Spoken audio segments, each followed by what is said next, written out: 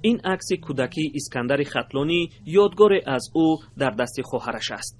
آن وقت نه تنها سروینیسو بلکه کسی هم نمی‌دانست که روز اسکندر یک شاعر و روزنامه‌نگاری مشهور می‌شود. اویله ما بسیار خوشحالانه که زندگی می‌کردیم، اویله آموزگار. ما خیلی چیز را آرزو هم نمی‌کردیم و باور نداشتیم که مثلا برادر ما اینقدر مثلا شاعری توانا، شاعری وطندوست، شاعری خیلی بزرگ می‌شود. کودکان در خانواده‌ای که اسکندر خطلانی در آن به دنیا آمد 12 نفر بودند. سروینیسو زمان مکتب میونه را ختم کرد. اسکندر 22 ساله بود و در رادیوی کلوب کار میکرد. سال 1976 اسکندر، زبونیسو و سروینیسو به دانشگاه‌های گوناگون شامل شدند. اسکندر به دانشگاه ادبیات جهان به نام گورکی مسکو، زبونیسو به دانشگاه طبی دوشنبه به نام سینو و خود سروینیسو به دانشگاه کلوب.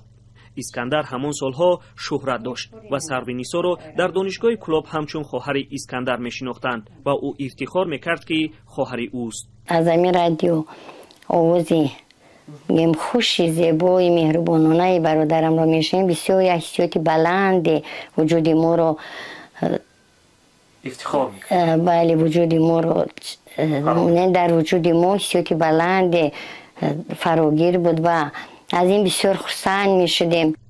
اسکندر خطلانی تا صنف 8 در مکتب رقم 2 شهر کلوب به نام میورشیلوف تحصیل کرده است.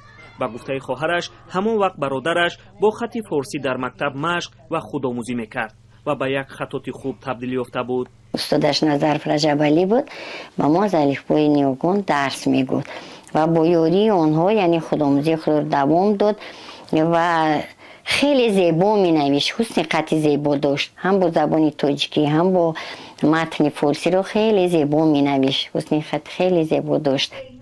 اسکندر خطلانی و اسکندر ایدیوف سال 1954 در شهر کلوب به دنیا آمده است.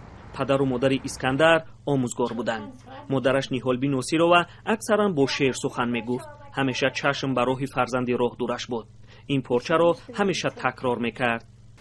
خوشه بی خواهر آید، یک سیل کفتر آید، نورید چشم مادر، اسکندر ایدر آید. اسکندر بعداً در تکنیکوم بیناکاری دوشنبه تحصیل کرده مدت در کار ساختمان بود، اما شور و شوق شعر و سخن او را به سمت دیگر برد. بعد از تحصیل کردن در وقت استراحت اومده در شهر کلوب در رادیوی کلوب با استاد اغنظر غایب کار و فعالیت میکرد و دائم آنها با شعرهای خود شبانه در یک جا نشسته با ترجمه ها و شعرنویسی خود مشغول بودند. هنوز سالهای تحصیل اسکندر برای بخشی در رادیوی مسکو کار کرد و سپس همچون ترجمان به افغانستان فرستاده شد. در آنجا او همچون استاد دانشگاه علوم سیاسی گشت. بعد از بازگشت مدت خبرنگار BBC در مسکو بود و سپس به رادیوی آزادی پیوست. 25 سال پیش او در درآمدگاه خانه‌اش هدف حمله قرار گرفت و درگذشت.